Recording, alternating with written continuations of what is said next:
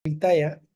Terima kasih Mbak Nelita. Yang saya hormati Ya, sama-sama. Pak Ketua, Pak Wahyu mungkin tidak bisa hadir. Kemudian Ibu Ratna, Bapak Ibu Kaprodi dari Sains Data, teman-teman dosen Sains Data, kemudian peserta yang sangat saya banggakan. Alhamdulillah ini merupakan program yang sudah lama kami rencanakan begitu ya dengan HMP NTB begitu.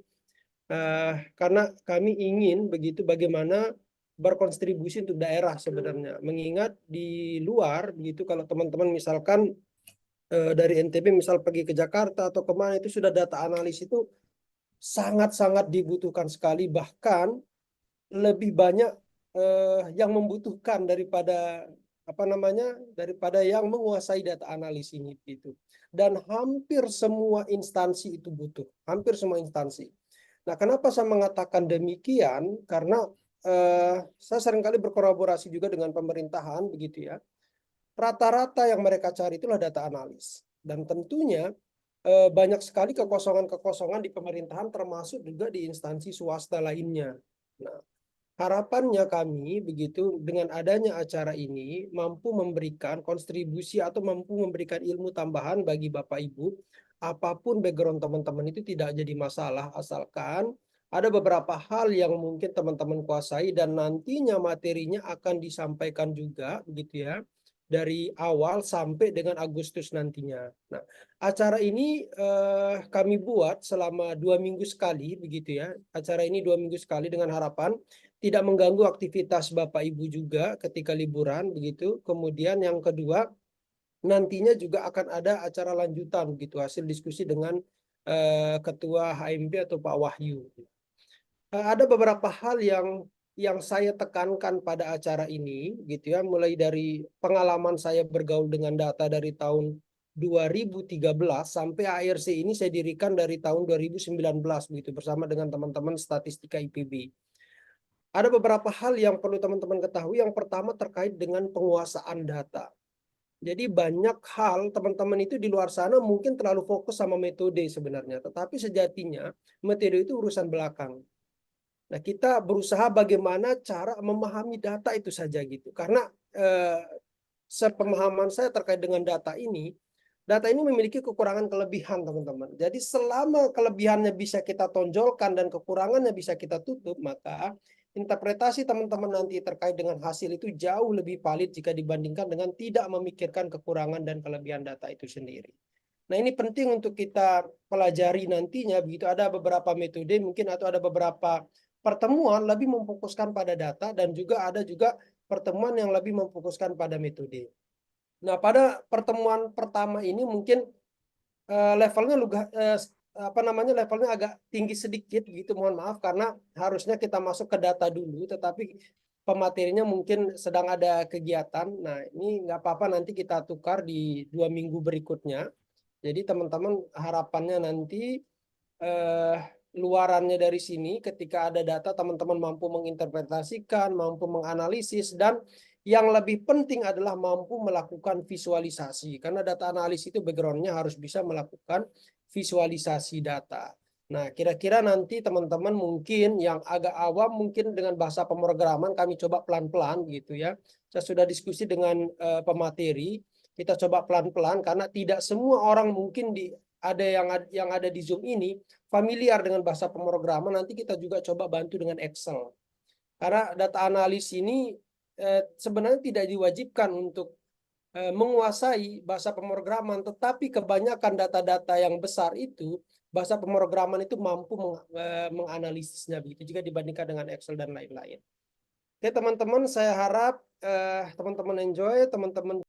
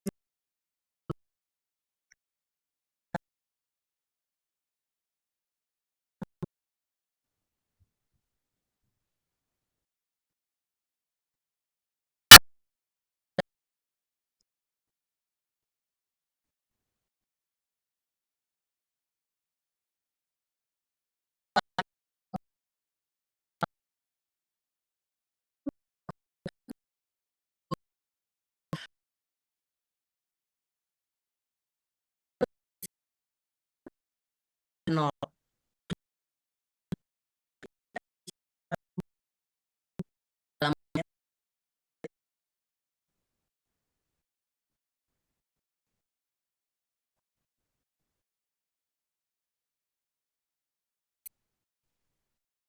Oke,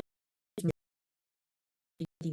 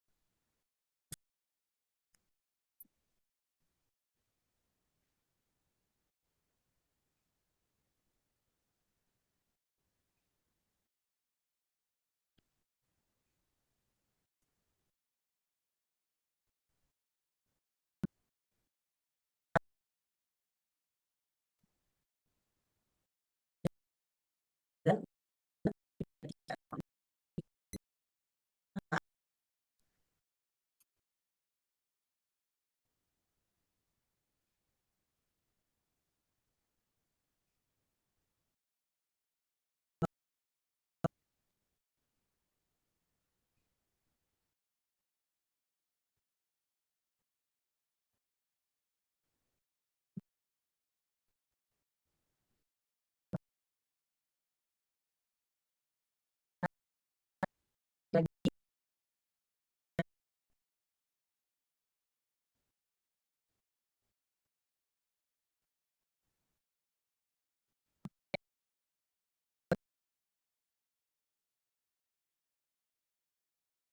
Kayak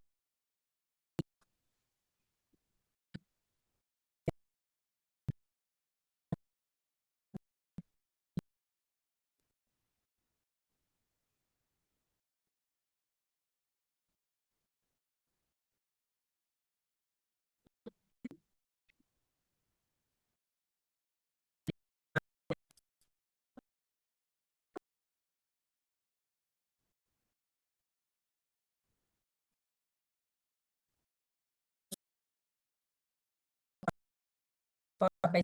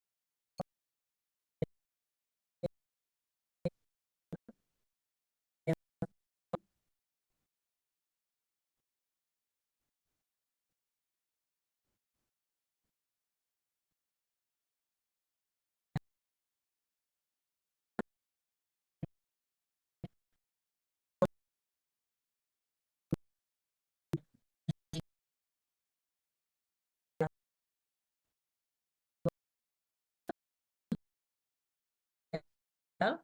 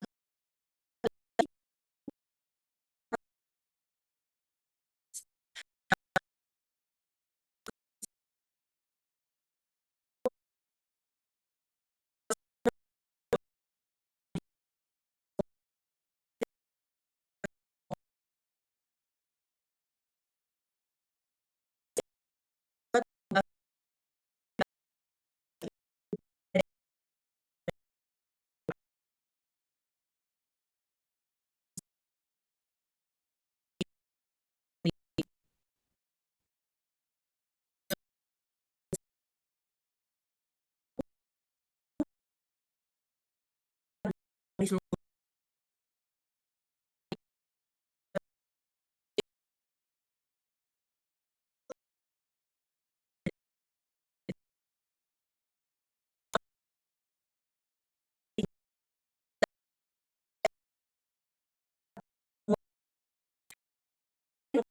pada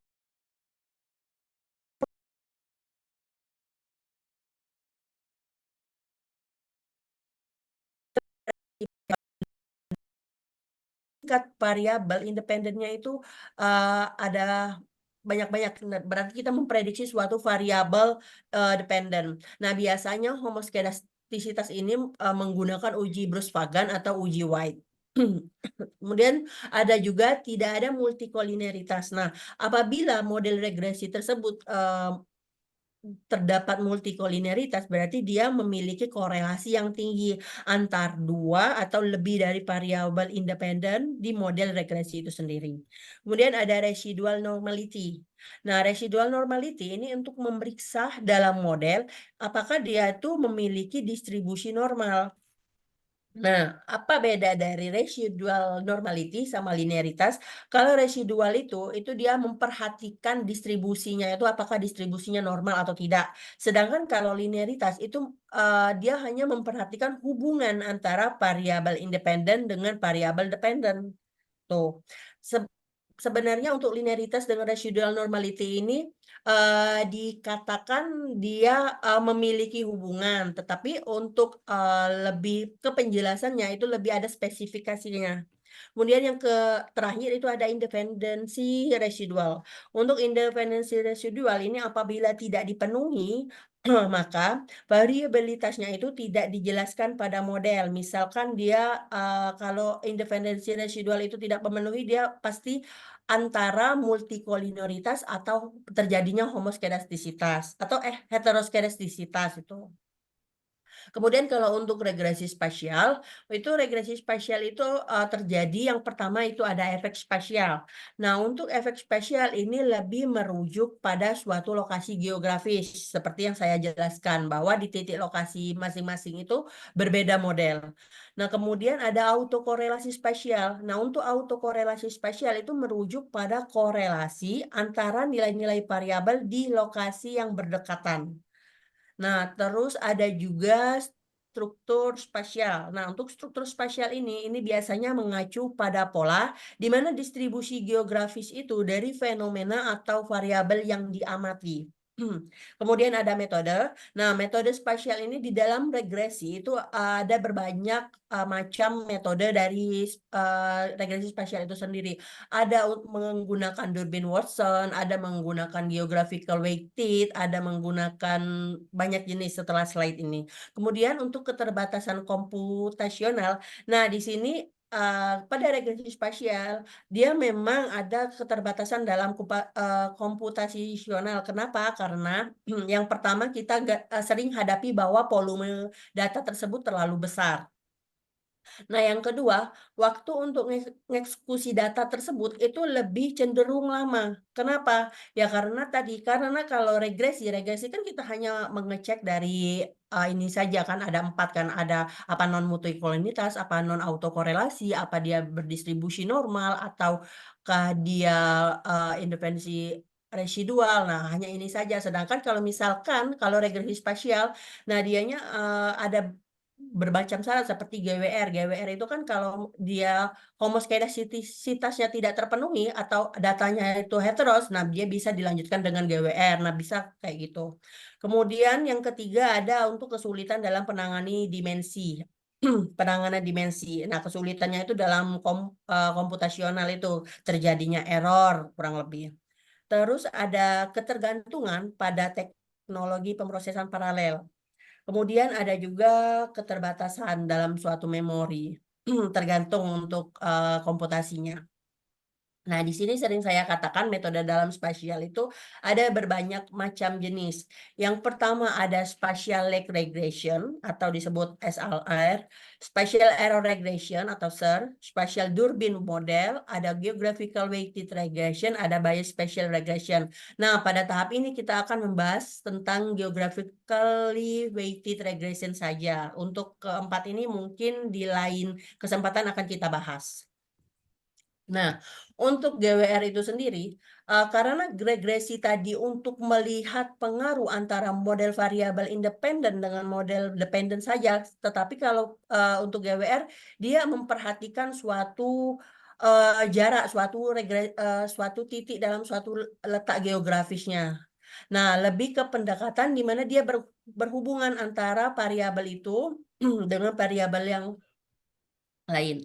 Nah, di sini saya sampaikan bahwa GWR itu pendekatan yang berguna ketika hubungan antar variabel itu tidak stabil secara parsial, yang berarti bahwa koefisien regresi dapat bervariasi atau bergantung pada lokasi geografis. Yang saya sampaikan bahwa di masing-masing titik suatu lokasi itu berbeda modelnya. Kalau regresi modelnya hanya satu, sedangkan pada GWR ini modelnya bergantung pada lokasi, masing-masing lokasi. Kemudian untuk karakteristik GWR, ini ada lokalitas, ada variabilitas spasial, ada bobot spasial, ada non-stasionaritas, ada estimasi lokal, dan ada keterbatasan spasial. Nah, untuk lokalitas ini biasanya bersifat model dalam suatu regresi lokal itu yang berubah-ubah. Itu. Berubah-ubah sesuai dengan koefisien dari regresi itu sendiri. Sedangkan untuk variabilitas spasial, ini ruang dalam analisis spasial di mana dia mengetahui faktor-faktor yang apa saja yang mempengaruhi model tersebut. Nah, kemudian bobot. Dalam regresi spasial, kalau dalam regresi itu tidak diberikan suatu bobot, kalau dalam regresi spasial itu diberikan suatu bobot di mana dia ada jarak Euclideannya. Jarak Euclidean itu dilihat dari masing-masing setiap titik lokasi. Nah, terus ada non-stasionaritas. Untuk non-stasionaritas ini berhubungan dengan deret waktu. Misalkan pada GWR saja. Untuk GWR ini waktu yang kita gunakan hanya waktu satu kurun waktu saja, di mana dinamakan dengan data cross section. Satu kurun waktu, misalkan untuk waktu tahun 2024 saja, kurang lebih seperti itu. Terus estimasi lokal ini berarti estimasi pada model tersebut. Kemudian keterbatasan spasial ini biasa kita ada hambatan dalam regresi spasial di mana kita menemukan resolusi suatu data. Kemudian kita menemukan dari kualitas suatu data itu, keterbatasan teknis, kemudian ketergantungan pada sumber data yang ada, kemudian biasanya juga kita akan temukan dengan overfitting. Nah, ini contoh GWR yang pernah saya lakukan penelitian, yaitu tentang penyakit TB di Sumatera Selatan dipengaruhi oleh apa saja. Nah, di sini saya paparin petanya saya gunakan menggunakan ArcGIS. Nah, di sini kalau berwarna pink ini saya paparan ini dipengaruhi oleh RPP. Nah, di warna pink ini ada Kota Banyuasin, ada Kabupaten Banyuasin, ada Kota Palembang, ada Ogan Ilir, ada Ogan Komering Ilir. Nah, untuk RPP ini sendiri ini adalah rata-rata pengeluaran per kapita. Kemudian untuk warna biru, biru langit, ini dipengaruhi oleh IPM dan AHP. IPM ini adalah Indeks Pembangunan Manusia, sedangkan AHP itu saya singkat dengan angka harapan hidup. Kemudian di sini ada 5 kategori ya, di masing-masing titik lokasi itu terdapat 5 kategori, di mana dipengaruhi oleh tadi angka harapan hidup dan rata-rata pengeluaran per kapita, ada indeks pembangunan dan angka harapan hidup, kemudian ada angka harapan hidup, indeks pembangunan manusia, pengeluaran per kapita, dan ada rata-rata pengeluaran per kapita saja. Nah, kurang lebih seperti itu untuk GWR. Sedangkan kalau misalnya regresi itu cuman melihat satu model dan di mana dia berarti di Sumatera Selatan Sumatera Selatan menyeluruh hanya dipengaruhi oleh misalkan angka harapan hidup, rata-rata pengeluaran kapita, dan indeks pembangunan manusia. Nah, kurang lebih seperti itu. Kalau di sini, kalau pada regresi spasial, kelebihannya kita di masing-masing titik atau di masing-masing lokasi, kita mengetahui dia dipengaruhi oleh apa saja. Nah, kalau tadi di kita GWR itu ada macam-macam metode, nah di regresi spasial ada macam-macam metode, sedangkan di GWR ini juga ada macam-macam metode.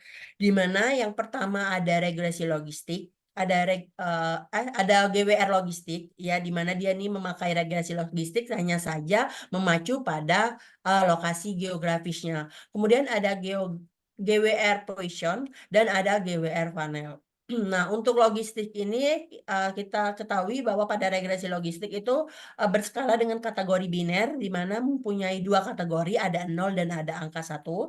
Kemudian kalau regresi Poisson atau GWR Poisson bisa kita sebut yang memperhatikan lokasi geografis, ini cenderung modelnya itu berdistribusi Poisson. Kemudian ada GWR panel atau GWPR kita singkat.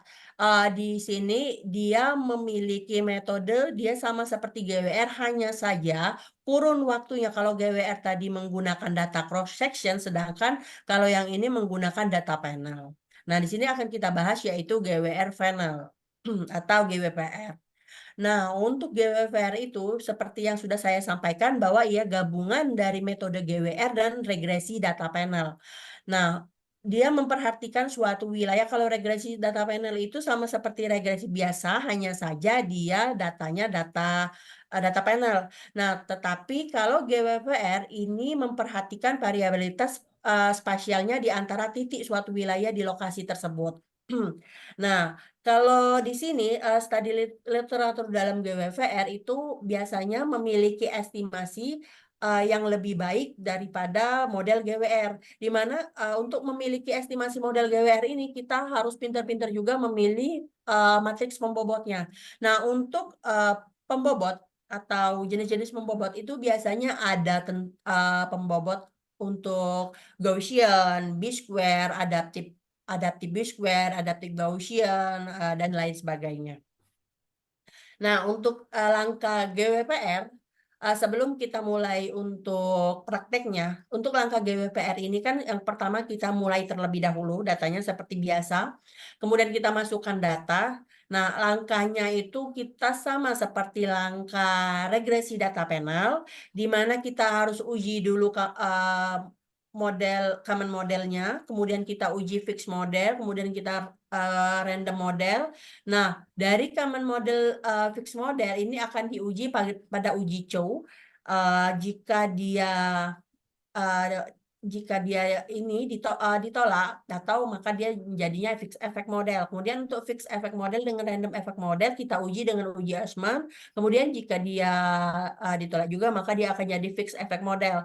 Nah, untuk GWVR ini wajib menggunakan fixed effect model. Kenapa? Kalau misalnya dia saya belum menemukan penelitian kalau misalnya GWVR bisa digunakan dengan uji common model dan uji random model.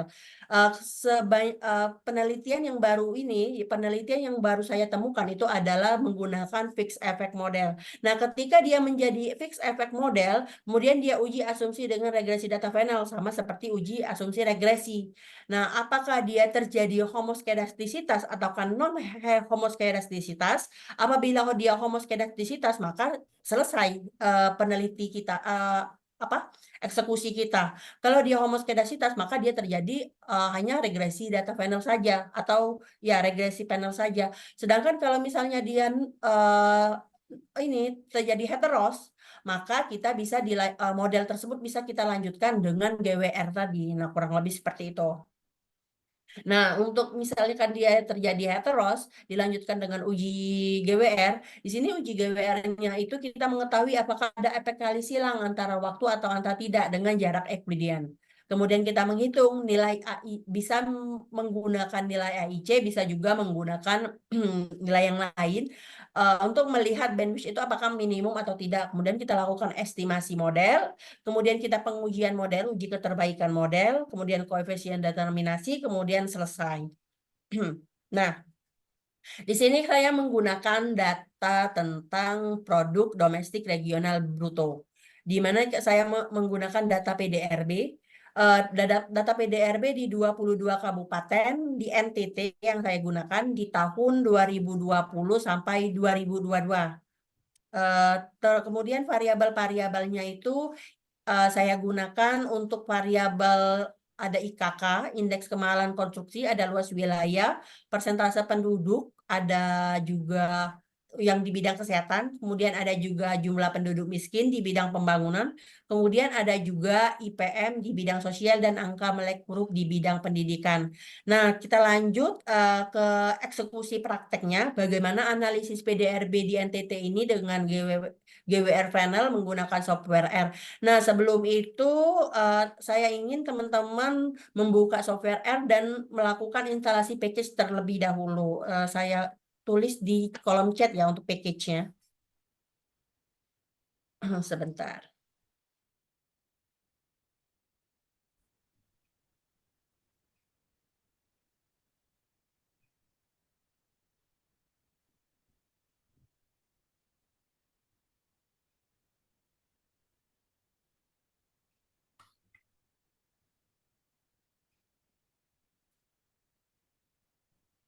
Oke, teman-teman bisa buka ini, bisa buka software R-nya, bisa lakukan instalasi package terlebih dahulu.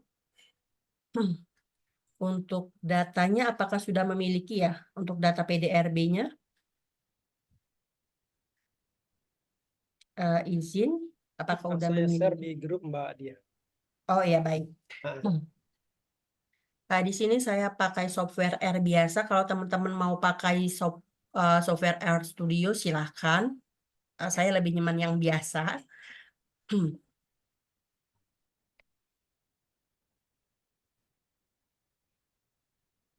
Instalasi package-nya saya beri waktu 10 menit ya, teman-teman.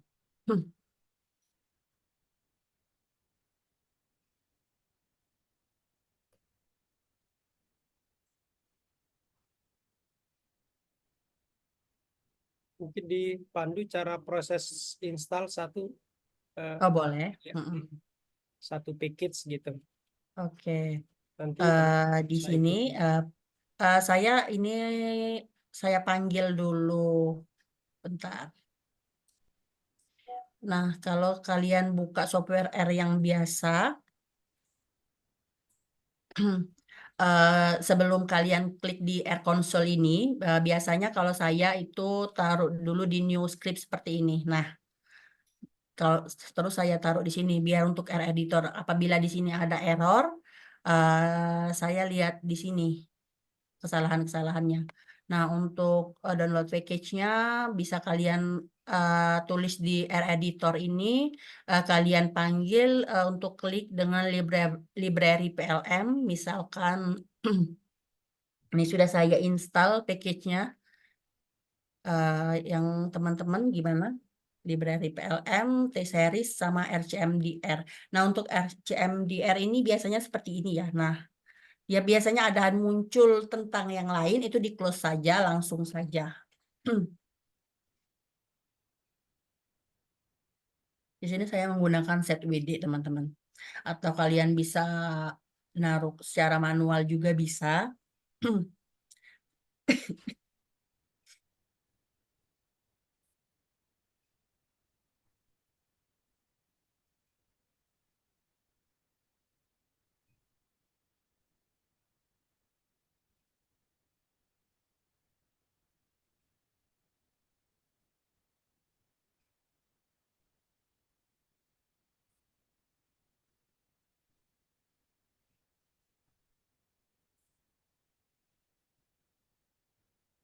Mungkin saya bantu Bu Dia. Oh iya, baik. Mau Hmm. set screen ya, Mas? Ya, saya bantu. Oke. Biar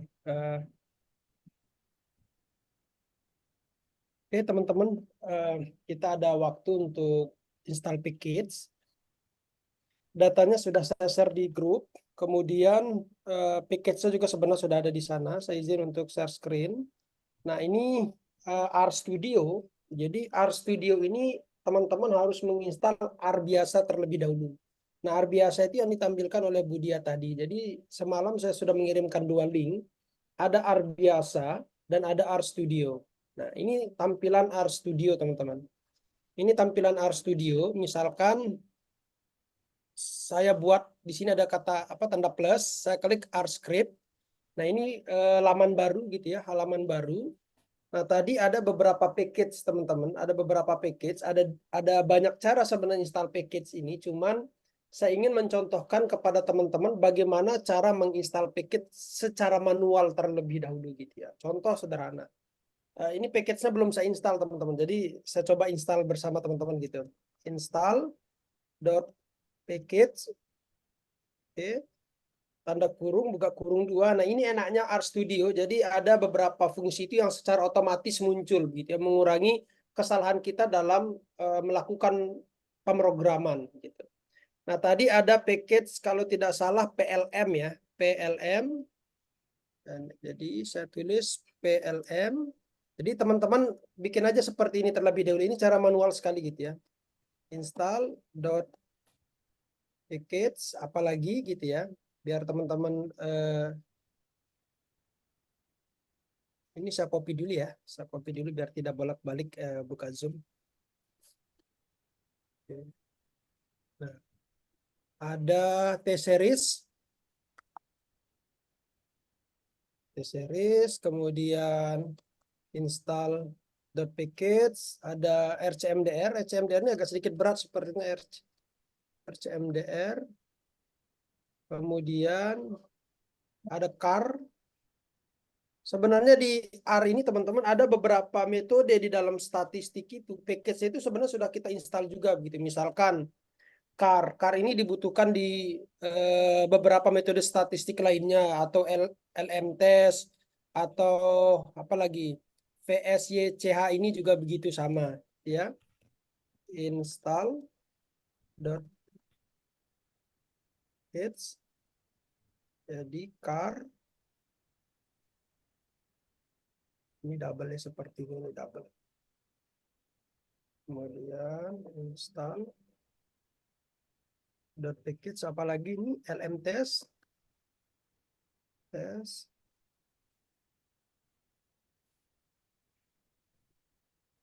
install package GW model. Nah, ini untuk spasialnya ya. GW model, sorry.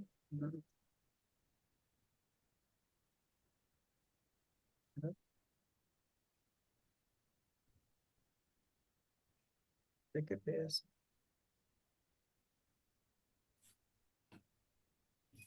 Pak, mohon maaf, itu yang nomor 4 tipe, Pak. Nomor 4 tipe. Oh ya ini ya. Ya. Oke, terima kasih ya. Install. Certificates. Oke. Jadi pelatihan data analis ini teman-teman benar-benar hands on, jadi tidak hanya materi. Materi tadi ya ingin membuka wawasan teman-teman saja gitu yang disampaikan oleh Budia, tapi langsung kita praktik juga gitu. Langsung kita praktik juga, tentunya kita tidak menggunakan data simulasi, tapi benar-benar data real yang teman-teman nanti harapannya ketika menemukan kasus nyata di luar sana itu sudah bisa memecahkannya begitu ya. Nah, kalau kita sudah menulis seperti ini, install.package PLM, series, RCMDR, dan lain-lain, teman-teman tinggal arahkan saja kursornya, bebas saja lokasinya mau di akhir atau di tengah begitu ya. Tinggal kita klik run yang ada di sini, dan ini pastikan terkoneksi internet teman-teman. Pastikan terkoneksi internet, jadi tinggal saya klik run saja. Nah, ini sudah melakukan proses install. Sedang melakukan proses install. Nah, nanti akan muncul di sini, teman-teman tulis yes saja gitu ya. Tulis yes. Ini sudah melakukan proses install. Jadi bahasa pemrograman R ini ya cukup ringan lah menurut saya teman-teman. Jadi teman-teman bisa terapkan juga gitu. Tidak membutuhkan RAM yang cukup besar gitu ya. Nah, ini kalau sudah PLM lagi teman-teman install saja begitu. Updating load package. Yes, saya kayaknya pernah install package ini teman-teman, jadi saya lakukan update saja di sini. Nah, jadi sudah dilakukan proses install. Jadi teman-teman tinggal klik run sampai seterusnya gitu ya.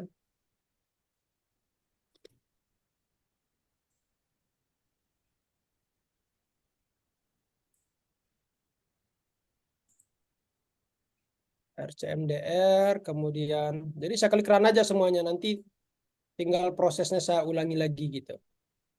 Dan pastikan semuanya teman-teman sudah klik run ya.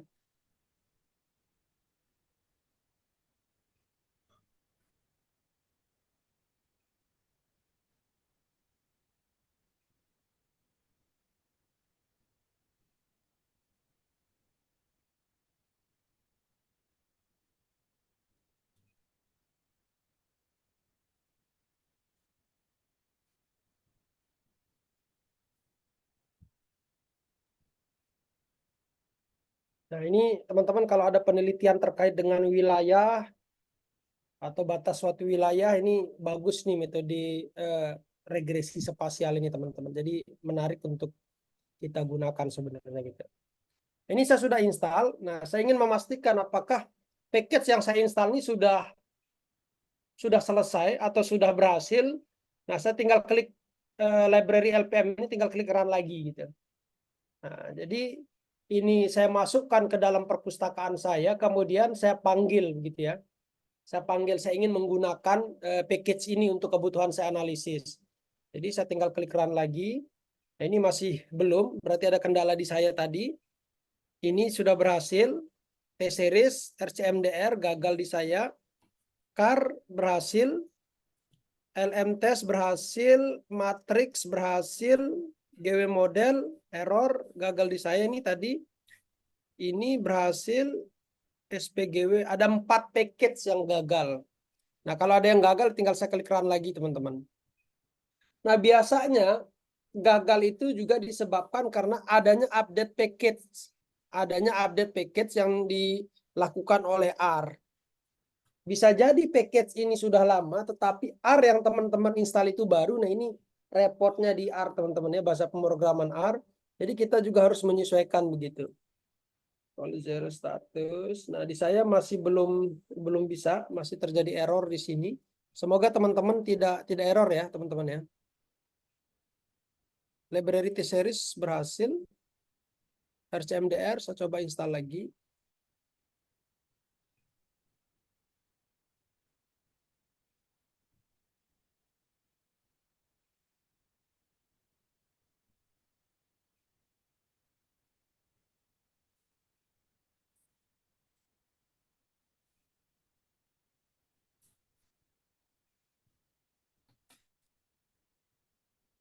Ini saya sudah install demo framework version. Oh, ini ada di ini saya nih, ada di folder saya berarti. Oke.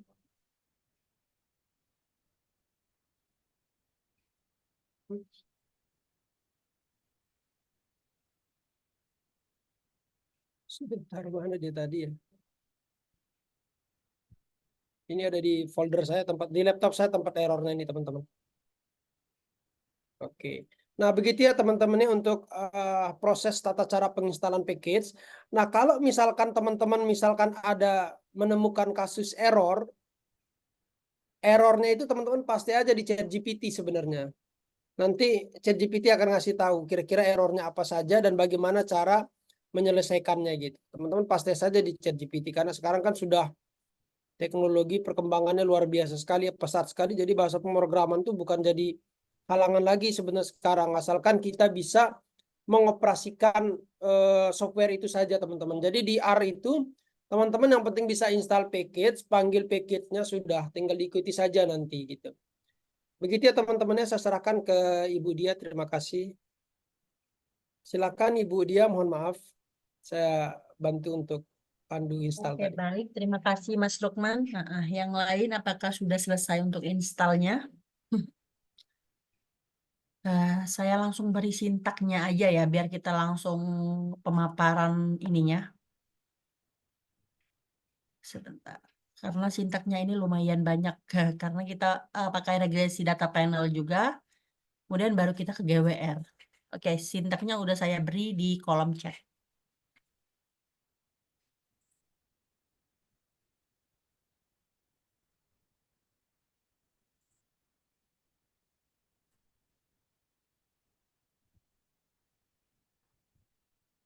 Oke.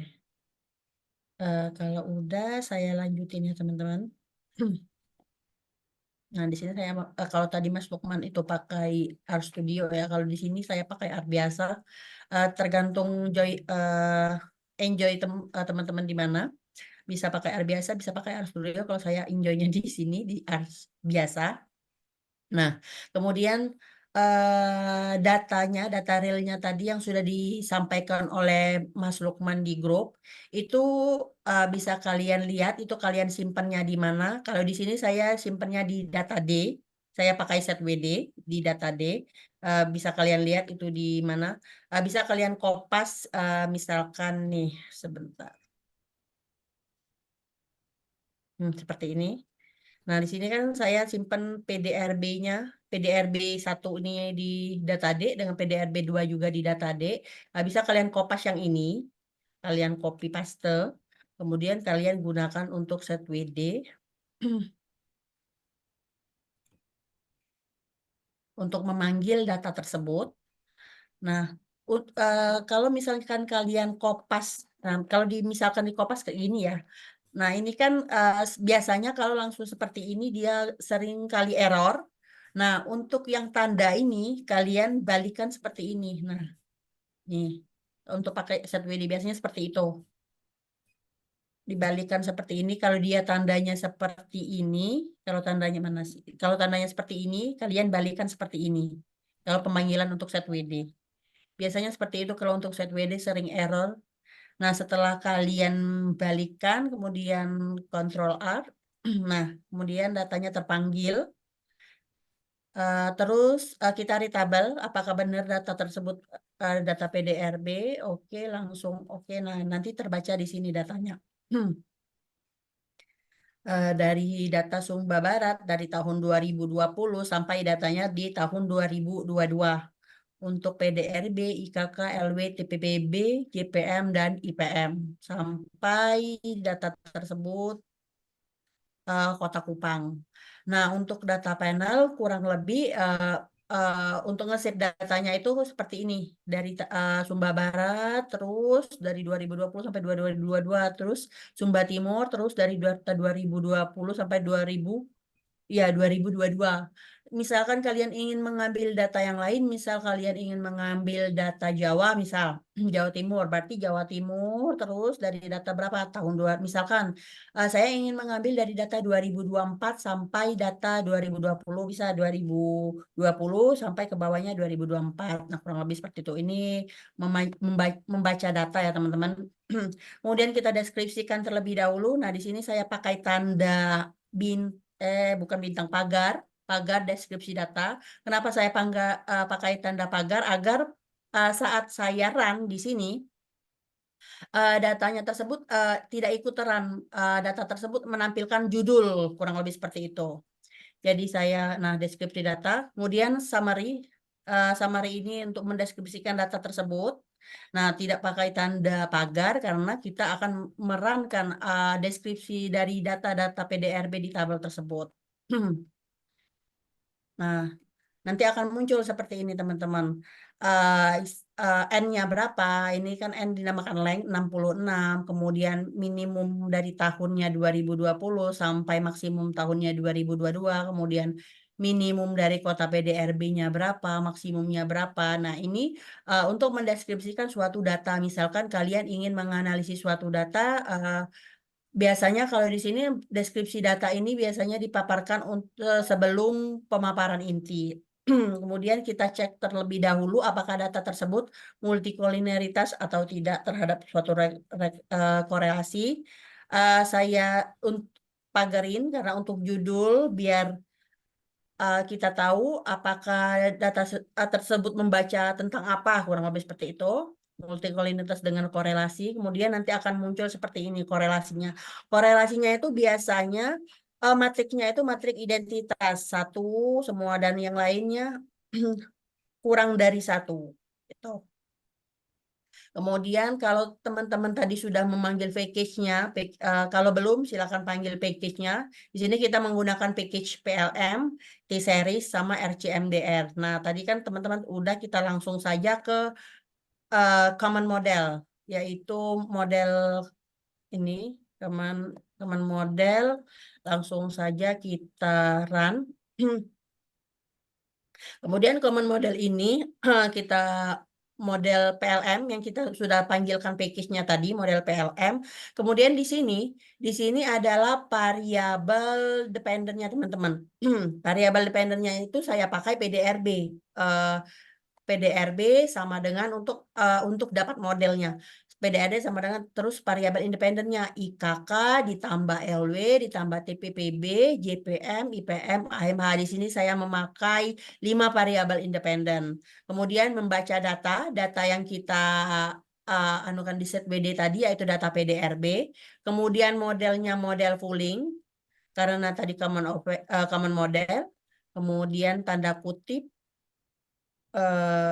tutup kurung, kita runkan, maka nanti akan muncul summary common model. Nah, ini kan menuliskan suatu rumus terlebih dahulu, kemudian kita summary, kita ringkas hasilnya seperti ini. Nanti akan muncul. Kalau untuk membuat modelnya biasanya yang di sini yang kita tulis, artinya PDRB sama dengan 2,34 bla bla bla, IKK, variabel dari IKK itu sendiri, ditambah dengan 9, bla bla bla, variabel dari LW, kemudian minus 1,7 bla bla bla, TPPB, dan seterusnya. Kemudian langsung kita buat juga fixed effect model. Nah, untuk fixed effect model kurang lebih sama, yang membedakan hanya saja model fixed effect itu menggunakan within. Di sini within modelnya. Kemudian langsung saja kita run. Nanti akan muncul seperti ini. Kemudian kita random model juga sama seperti yang di atas, pakai PLM, package PLM, tapi di sini modelnya itu menggunakan random. Kalau tadi pooling, kalau common itu pooling, kalau fix itu within, kalau random itu ya tetap random, maka nanti akan muncul seperti ini. Nah, ketika kita sudah munculkan model-model ini, maka boleh kita uji. Tadi sudah saya sampaikan bahwa sebentar. Nah, tadi sudah saya sampaikan bahwa untuk uji Chow itu menguji common model sama fixed model. Yang terjadi apakah fixed model atau apakah common model. Kemudian untuk uji Hostman itu menguji fixed model dengan random model. Jadi kita run terlebih dahulu, saya tulis bintang seperti pagar seperti ini untuk membuat uji Chow itu. Kemudian kita uji. Nah, ternyata hasilnya, kalau p-value-nya itu kurang dari 0,05, di sini kan kurang dari 0,05, hasilnya 2,2 minus 16, berarti 0,0000 sampai 16 kali, baru terakhirnya 2, berarti karena dianya itu kurang dari 0,05, maka dia modelnya fixed model, gitu. Kemudian uji Chow sudah kita lakukan. Ini pakai FV test ya, FV test, fixed model, common model. Karena tadi kita ingin menguji common model sama fixed model. Kemudian kalau untuk uji Hostman kita pakai PH test, di mana pakai fixed model dengan random model. Langsung saja kita run. Nah, hasilnya ternyata kurang dari 0,05, ini p-value-nya, berarti dia itu yang terbaik adalah fixed model. Nah, karena kedua ini kita uji ternyata fixed model, berarti bisa kita lanjutkan. Nah, tidak hanya itu, dilanjutkannya kita pakai uji regresi terlebih dahulu. Kalau yang ini Bruce Pagan ini terakhir ya, sebentar. Saya taruh dulu yang terakhir. Oke. Nah, kita lakukan uji terlebih dahulu sama seperti uji regresi. Kita lakukan uji normalitas terlebih dahulu. Nah, untuk menggunakan uji normalitas, tadi kan ada residu model, ada linearitas, sama ada satu lagi itu apa ya? Independensi residual. Nah, untuk residu model ini di sini. Residual normality. Kemudian untuk Kiki plot ini biasanya ini menggambarkan dari independensi residualnya. Kemudian Jarkuberanya itu enggak, Kiki plot ini biasanya untuk linearitasnya menggambarkan apakah dia itu berbentuk garis lurus atau tidak. Kemudian Jarkuberanya ini menggambarkan apakah dia berdistribusi normal atau tidak. Di sini saya pakai Jarkubera. Bisa juga memakai Saviro-Wilk atau Kolmogorov-Smirnov, kurang lebih seperti itu.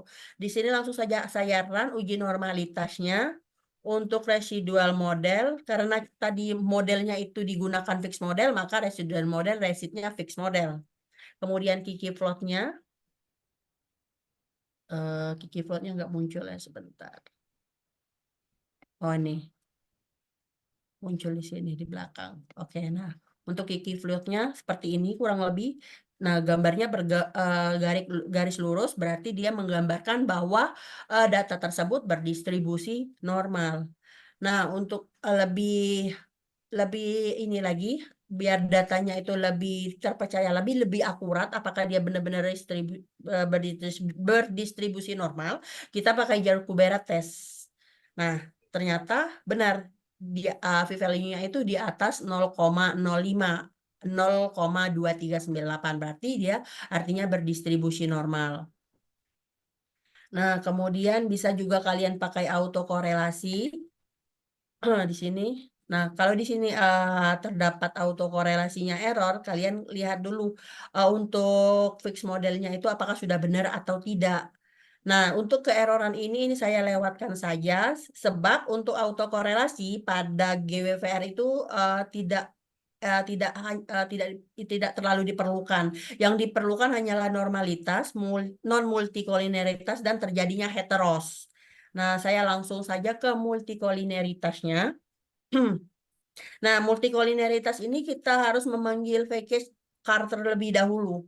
Nah, kalau kalian tadi sudah download package car, berarti langsung saja modelco, pakai model car tadi kan ada IM, PDRB, variabel dependennya, kemudian sama dengan variabel independennya tadi ada 5, terus panggil datanya itu data PDRB. PDRB saja ya, bukan PDRB 2. Nah, kalau untuk data PDRB 2 itu kan tadi ada 2 notepad. Kalau untuk data PDRB 2 itu untuk data nanti pada GWPR. Karena PDRB 2 itu saya kasih untuk jarak ada UV. UV itu jarak Euclidean, di mana jarak masing-masing tiap lokasi atau tiap daerah. Kemudian summary. Bentar, belum saya run ini. R, Control R, summary. Nah, dia VIP-nya itu, nah nilai VIP-nya kurang lebih seperti ini. Nah, nilai VIP-nya ini dia kurang dari 10, artinya dia tidak terjadi multikolineritas. Tetapi ada juga penelitian apabila dia kurang dari lebih dari 5, dia terjadi multikolineritas. Ada juga penelitian seperti itu. Ada yang juga menggunakan lebih dari kurang dari 10 non multikolineritas dan lebih dari 5 juga terjadinya multikolineritas. Ada penelitian seperti itu. Kemudian untuk uji homoskedastisitas, kita pakai package IM test. Kemudian BP testnya kita panggil dengan fixed model karena tadi model yang terbaik adalah fixed model. Kemudian untuk ternyata hasil Bruce-Pagan-nya itu p-value-nya itu kurang dari 0,05 yang artinya terjadinya heteros. Berarti data tersebut bisa dilanjutkan karena dia terjadi heteros. Nah, di mana saja istilahnya terjadinya heteros kita lihat melalui plot tersebut. Oke, bentar plotnya di sini. Nah, di sini kan masing-masing lokasi itu berbeda-beda. Nah, di mana masing-masing ada yang bergaris lurus, ada yang tidak. Nah, ini akan kita uji dipengaruhi oleh variabel apa saja ini karena di masing-masingnya tidak sama, kurang lebih seperti itu. Nah, ada juga di penelitian Dedi Rosadi, kalau kita ingin meneliti pada data panel itu kita bisa menggunakan juga Bruce-Pagan yang memperhatikan untuk two ways, ada yang memperhatikan dengan data polling seperti ini. Nah, untuk datanya library VLM tetap. Nah, untuk 3 data tersebut, saya lupa ini ada dia two effect, di mana dia memperhatikan yang ada time effect, terus ada juga multiphase pakai language multiphase test, pakai ketiga ini. Nah, dia memperhatikan apakah lokasi-lokasi yang mana yang berbeda, apakah dia lokasi, apakah bukan lokasi yang dipengaruhi. Nah, ternyata dari ketiga ini terjadilah two ways effect sama yang ini. Berarti terjadi di masing-masing lokasi yang berbeda karena terjadinya heteros tadi. Makanya kita pakai dengan GWR. Kita gabungkan data panel tersebut dengan GWR. Itulah yang kita namakan dengan GWPR. Itu. Terus langsung saja ke regresi spasialnya. Kita pakai package library matrix karena di sini nanti akan kita gunakan matrix 66 kali 66 karena dia datanya N-nya 66 untuk mengetahui masing-masing lokasi itu berbeda di mana saja. Kemudian kita pakai package GW model sama PSCH. Langsung saja kita install. Kalau di sini sudah saya install, jadi tinggal run-nya seperti ini. Kemudian kita panggil data tersebut, karena tadi sudah saya paparkan, tinggal di copy paste, terus jangan lupa yang ini kalian lawankan. Kita panggil data tersebut, sama seperti tadi, tapi datanya itu dipanggil bukan PDRB, melainkan PDRB 2, karena datanya itu terdapat jarak Euclidean, ada U, ada V. Nih, seperti ini membaca datanya. Nah, data U, data V di mana data ini saya kemarin menelitinya itu di masing-masing lokasi itu berbeda, memakai Google, masih memakai Google. Bisa juga kalian memakai GPT sekarang untuk mencari longitude dan latitude-nya. Tuh. Kemudian kita panggil membentuk matriks jarak Euclidean-nya. Untuk matriks jarak Euclidean-nya itu kita panggil data, di mana $U, kemudian data $V, kemudian kita bentuk matriks. di mana kita bentuk kolom dan barisnya U dan V. Karena N-nya tadi ada 66, maka kolomnya tadi 66 dan barisnya 66 dan kolomnya 66. Kemudian kita panggil pengulangan di mana for I pengulangan dari 66 sampai 66 karena jarak Euclidean tadi akar dari I kuadrat ditambah I kuadrat tambah J kuadrat kalau tidak salah dikali dengan VIJ sama VIJ juga. Nah, jadi kita tulis di pengulangan itu kita tulis rumusnya seperti ini. Kemudian nanti kita write-nya CSP.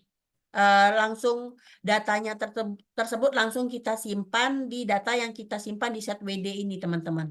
Nah, di data D ini. Memakai write CSP. Nanti akan muncul seperti data baris dan kolom matrik 66 kali 66, kurang lebih seperti itu. Langsung saya ini kan, runkan. Nah, untuk datanya seperti apa? Saya tampilin terlebih dahulu. Bentar. Kemudian.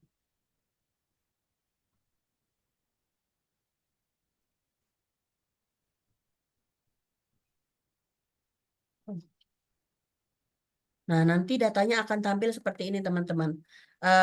Untuk membaca data ini bisa kalian nanti di sini data, get data, from file, baca untuk CSP-nya. Lama.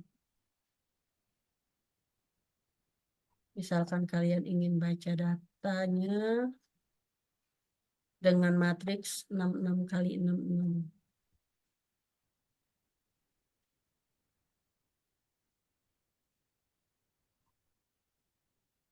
Nah, kurang lebih seperti ini. Dia berbentuk matriks 66 kali 66 dengan matrik identitasnya 0. Nanti datanya seperti ini untuk jarak Euclidean di masing-masing provinsi untuk data panel. Oke, saya lanjut di R-nya.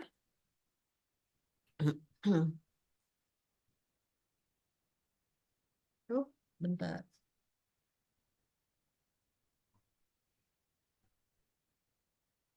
Oke.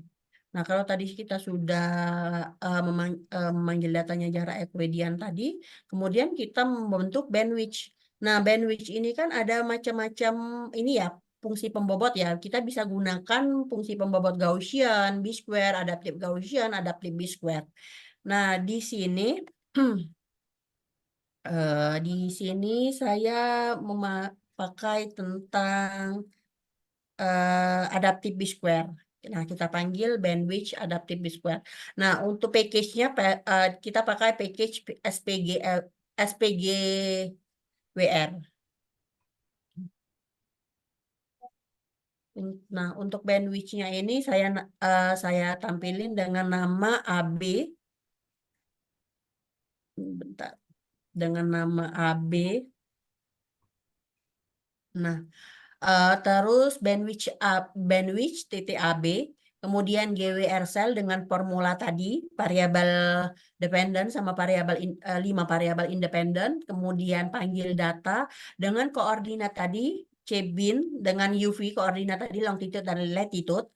Adaptifnya kalau misalnya kalian ingin adaptif B-square, adaptifnya kalian hidupkan true. Kalau misalnya kalian ingin apa ya? B-square saja berarti adaptifnya kalian matikan dengan kata false. Kemudian GW dengan GWR B-square. Kemudian ini untuk membaca rumusnya dan kita baca datanya. Langsung saja. Oke, kita lanjut saja. Ini nilai CV. Nah, nanti akan muncul nilainya 0,12. Nah, nilai yang ini nih yang akan kita pakai untuk estimasi. Kemudian di sini saya pakai juga untuk bandwidth. Enggak. Di sini saya pakai model GWVR-nya. Nah, untuk model GWVR-nya seperti ini. Nah, untuk nilai AIC-nya ini sekitar 1649,27. Kemudian untuk ini koefisien determinasinya ini kuasi global R kuadrat berarti 83,73%. Itu untuk koefisien determinasinya. Berarti dia sebesar 83,73% keterbaikan dalam model GWPR tersebut. Kemudian untuk matrik pembobotnya, kita langsung saja matrik pembobot tadi karena dia dengan matriks 66 kali 66. Kita runkan. Nah, terus kita save seperti ini. Kernel Avenue. Kita save dengan write CSP Excel-nya.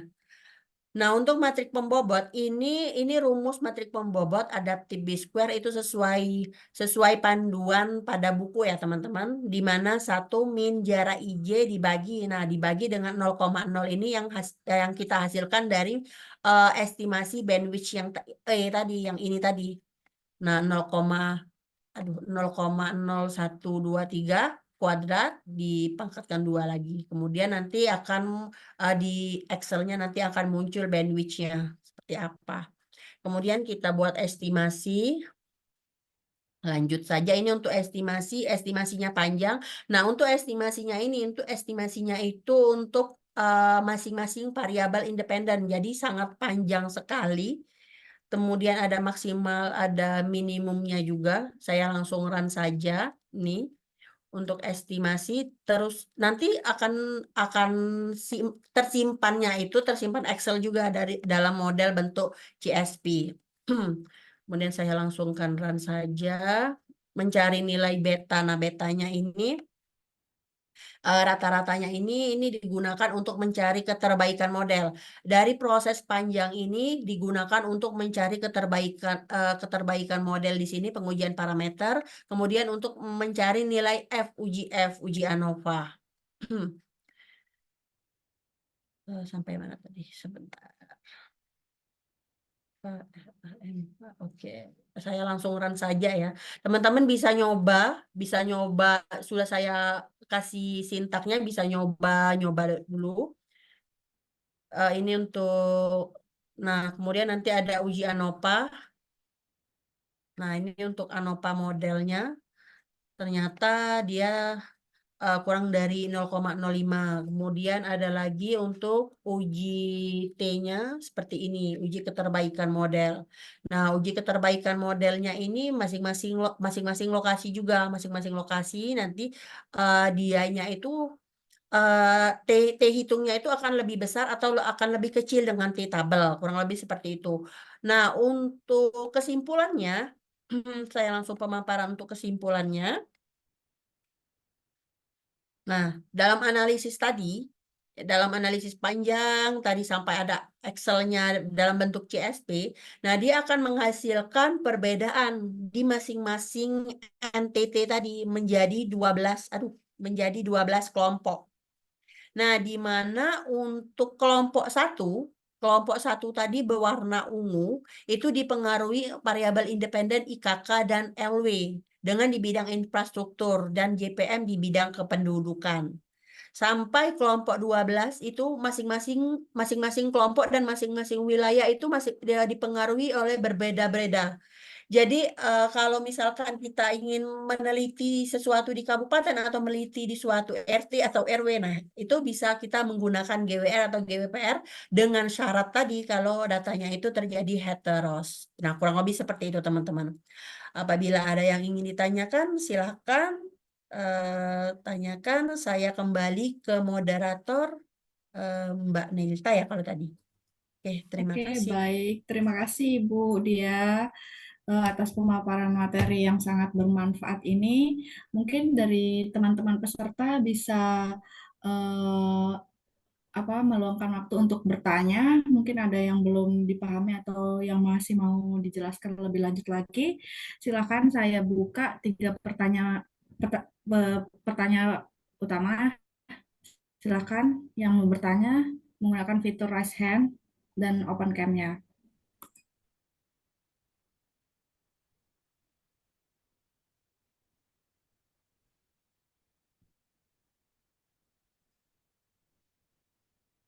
Halo.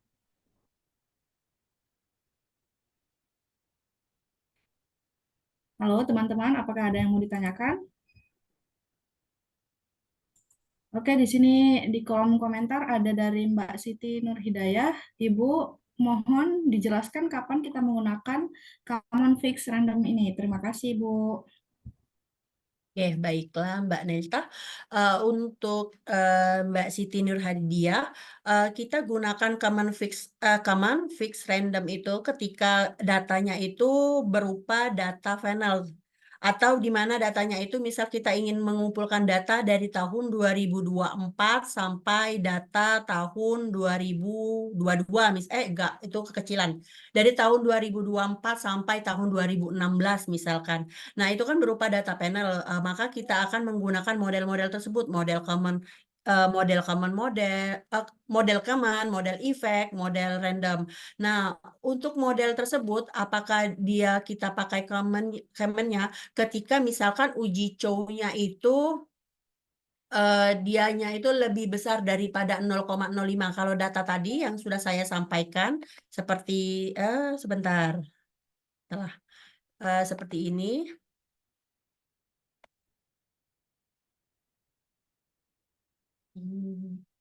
Oke.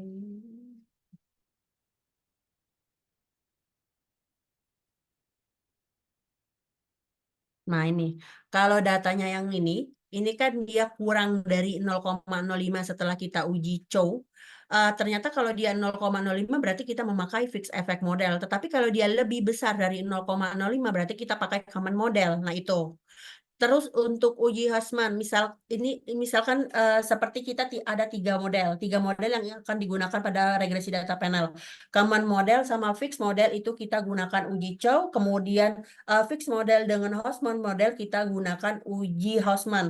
Nah, ketika common sama fixed, maka menanglah common, maka ya udah kita uji lagi. Uji common tadi kita uji dengan residual model. Nah, uji common sama uji residual model ternyata menang juga uji common, maka model tersebut model common. Tapi apabila dari dua uji ini menangnya fix, maka kita menggunakan fix model. Tetapi apabila misalkan kalau yang kita uji pakai uji Chow itu menangnya common model, sedangkan kita pakai uji Hausman kita menangnya random model, ya maka ada kedua model dalam regresi data final. Nah, kurang lebih seperti itu. Oke, baik. Terima kasih Ibu atas penjelasannya. Mungkin dari Mbak Siti Nurhidayah, apakah pertanyaannya sudah terjawab jelas? Oke, baik. Kita lanjut ke pertanyaan selanjutnya dari Mbak Kurnia, yaitu terkait variabel dengan range tertentu ada batas atas dan bawah. Saya pernah lihat penggunaan rumus tersebut. Mungkin bisa dijelaskan jika ada 4 variabel dependen dengan jumlah yang berbeda. Silakan Ibu, mohon dijawab pertanyaan dari Mbak Kurnia. Oke, kalau untuk penggunaan regresi spasial ini hanya satu variabel dependen ya. Kalau untuk lebih variabel dependen itu beda lagi kasusnya teman-teman. Jadi kalau karena dependen itu kan variabel yang terikat ya. Kalau independennya misalnya lebih dari satu, ya bisa digunakan pakai GWR. Tapi kalau untuk GWR karena regresi itu umumnya itu menggunakan satu variabel dependen. Nah itu. Itu saja Mbak Nelti. Oke, terima kasih Bu. Kemudian selanjutnya pertanyaan dari Mbak Ratna, yaitu mohon izin Ibu mungkin lebih ke arah regresi. Pada regresi kita menemukan error dan residual. Seringkali kita kebingungan dalam menentukan mana yang digunakan error atau residual. Pada model regresi yang manakah yang penggunaannya? Mohon dijelaskan Ibu. Tergantung tujuan penelitian kita. Kalau pada model regresi itu terjadi ada error atau data tersebut tidak berdistribusi normal, itu bisa kita transformasikan terlebih dahulu. Terus tergantung tujuan penelitian juga, apakah kita ingin meneliti hanya model regresinya saja atau kita hanya meneliti tentang lokasi geografisnya. Nah, kurang lebih seperti itu. Kalau untuk kenormalan, keeroran, keresidualnya itu bisa kita tangani dengan transformasi data. Gitu. Oke, baik Ibu. Terima kasih atas penjelasannya. Mungkin dari teman-teman sendiri yang dirasa masih belum jelas, silahkan kami persilahkan untuk bisa bertanya langsung kepada Ibu untuk menggunakan kesempatan ini. Silahkan teman-teman.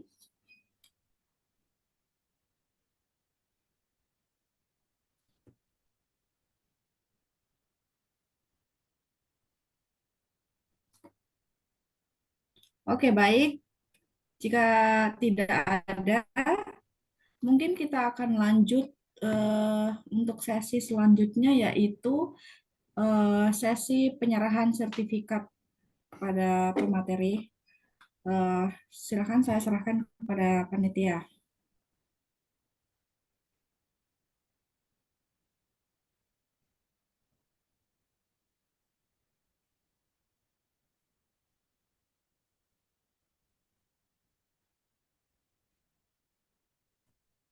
Oke, izin Mbak Nelti, kayaknya namanya sama, beda ya, nggak ada Oh, dianya. mohon maaf. Iya, mohon maaf Ibu. Ini aduh, tipe Bu. Ada kesalahan. Nanti kami perbaiki ya Ibu. Mohon maaf. Baik. Mm-mm. Ya, oke. Terima kasih.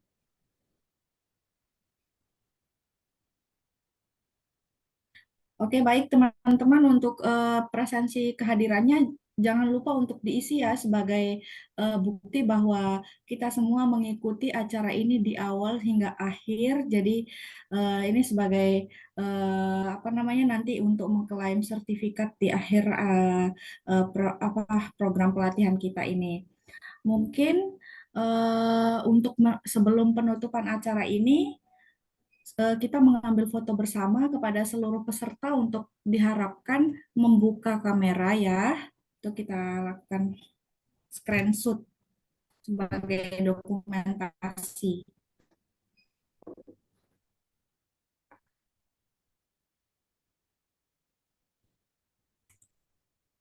Silakan. Kita hitung ya. 1, 2, 3.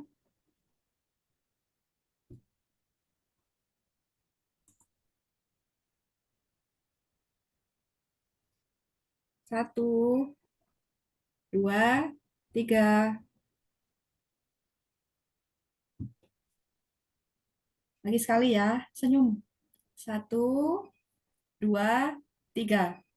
Baik, cukup. Saya ucapkan terima kasih banyak kepada Ibu Dwi Cahyawati atas kesempatannya telah memberikan pemaparan materi yang begitu bermanfaat bagi kami. Semoga kita semua mampu mengimplementasikannya dalam kegiatan kita di bidang pengolahan data analis.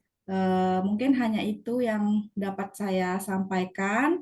Saya ucapkan terima kasih banyak. Wassalamualaikum warahmatullahi wabarakatuh. Waalaikumsalam warahmatullahi wabarakatuh. Terima kasih Mbak Nelti. Iya, terima kasih Bu dan Bapak eh, Lukman. Terima kasih teman-teman. Izin live. Assalamualaikum. Teman-teman jangan lupa isi presensinya ya.